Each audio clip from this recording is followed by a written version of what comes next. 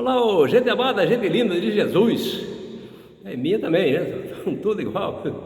Vou dar uma pincelada hoje sobre uma pergunta que fizeram para mim, a respeito de que Jesus está na hora dele vir, está demorando, a coisa está ficando feia aqui na terra, né? E é mais ou menos nesse sentido, né? Por que Jesus precisa vir? É porque ele não está aqui, na cabeça de muita gente, ele não está aqui. Ele não está no meio de nós, ele não está dentro de nós, ele não é o Espírito que habita dentro de nós, né? Porque Deus é Espírito, então ele habita dentro de nós. O Espírito que habita de nós é o Pai. Tanto é que depois do nosso encontro definitivo com Deus lá, não é encontro, não é a volta nossa, porque é o mesmo Pai que volta lá e nós vamos pensar tudo igual, vamos ser tudo igual, nivelado igual a Deus, porque nós vamos ter que pensar tudo igual, porque nós vamos ser divinos, né? Não vai ter mais disputa de nada. Então está faltando uma coragem nossa, né? Nós pegar e pregar o cristianismo. Nós estamos deixando o cristianismo embora. Aliás, nós estamos ajudando o pessoal que está mandando o cristianismo embora, ajudando eles a fazer isso, ajudando a mandar Jesus embora, né? Nós fazemos isso de que jeito? Nós estamos sendo alheios das pregações que estão entrando no Brasil e já entrou lá lascado, né? É o anticristo. O apelido do anticristo, o judaísmo, para poder enganar muita gente, é evangelho. O que é evangelho? Evangelho é a vida de uma pessoa. Todos nós temos o evangelho. Eu tenho o evangelho meu é a minha vida.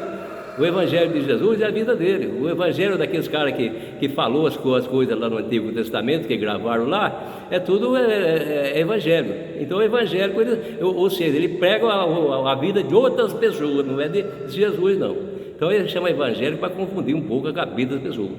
Mas é o judaísmo mesmo que está entrando, a pessoa que não prega Jesus e não aceita Jesus, né? E a primeira coisa que eles fizeram, o que foi? Não foi cortar Maria do esquema, né? Que é prova mais concreta dos milagres que ela fez, que é a mais recente, né? Que nós temos prova concreta disso. Nós vamos lá, no caso nosso aqui mais perto, né? No Partido do Norte, lá para o norte tem as outras coisas que aconteceu.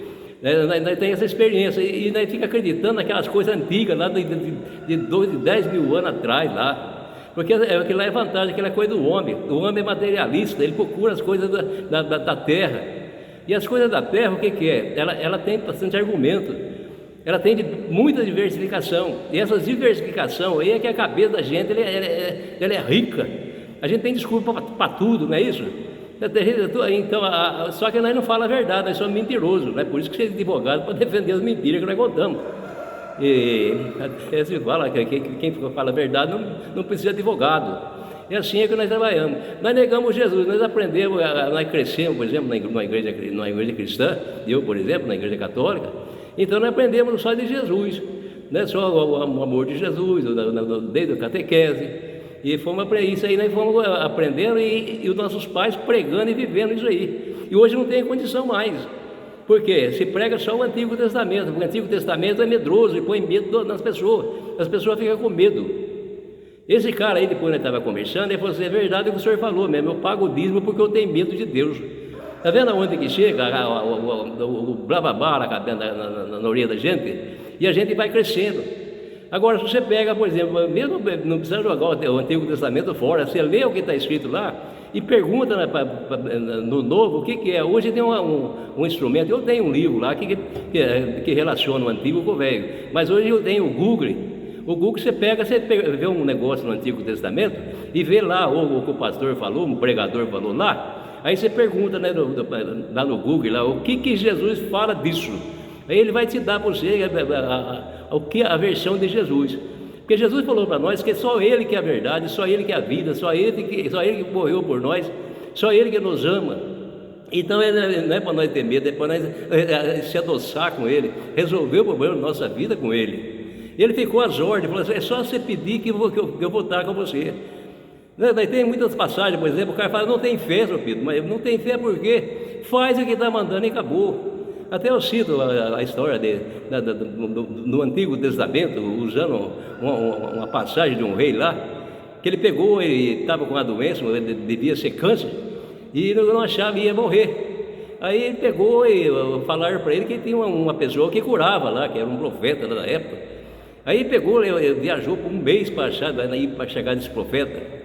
E esse profeta nem recebeu ele, mas pegou e mandou um súdito dele lá e falou para ele lá, ó, eu conversei com ele lá, você vai ficar curado sim, mas o primeiro no rio lá, você vai lá, você toma 3 banhos, né? E o rei já ficou bravo porque não foi recebido pelo profeta, porque coisa, já saiu xingando lá junto com a turma dele. Aí teve um cidadão no meio lá, o que falou para ele? Ó, pula no rio lá, não custa nada, dá 3 pulos lá, não custa nada, vai lá. Então o cara pegou, foi lá, deu 3 pulos lá e saiu curado, rejuvenesceu. Então é assim a fé, você tem que arriscar, você tem que pedir. Jesus falou, pedir e recebereis.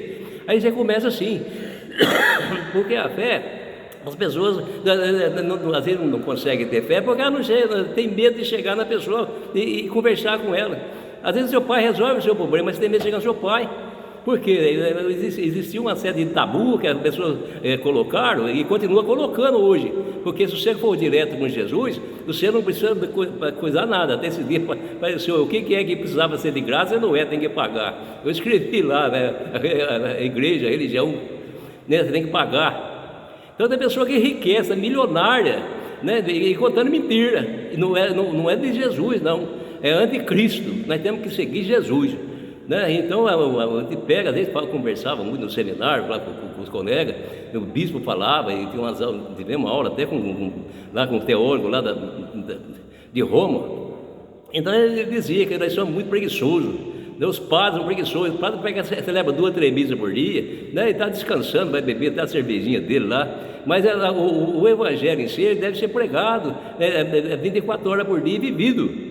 Né? Faz as aulas de teologia, né? Pega o padre lá, faz a teologia dele lá, e não estou mandando o padre trabalhar não, viu? Mas vai lá, pega e vai ensinando, as pessoas vão se aperfeiçoando. Às vezes a pessoa troca de uma igreja para outra porque quer trabalhar mais, ela fala que vai servir mais a Deus. Aí chega lá, o homem enche ela de serviço, aí ela fica contente porque está preenchendo os tempos dela, o tempo humano.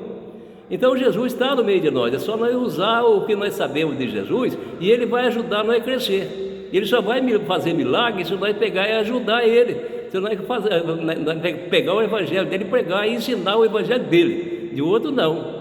Né? Não adianta pegar e ficar falando de outro, mas tem que ser o de Jesus para nós poder crescer, né? E fazer com que Jesus volte a habitar no meio nosso. É meio difícil a situação que está, eu vou lá por você, tá bom? Mas não custa nada, não sai de Jesus não. Você que segue uma religião cristã, que no Brasil é católica, é a maior que tem, você está lá, não sai de lá não, procura ver o que está errado. Pega no pé do seu padre, lá na orelha dele, e fala o que está faltando lá. Ele sabe, ele tem a teologia é bem feita de padre. Eu estou falando porque eu fiz. Então, e Jesus volta e pega e cresce, você resolve os seus problemas e você fica satisfeito na religião que você está, tá bom? Um beijão para vocês aí.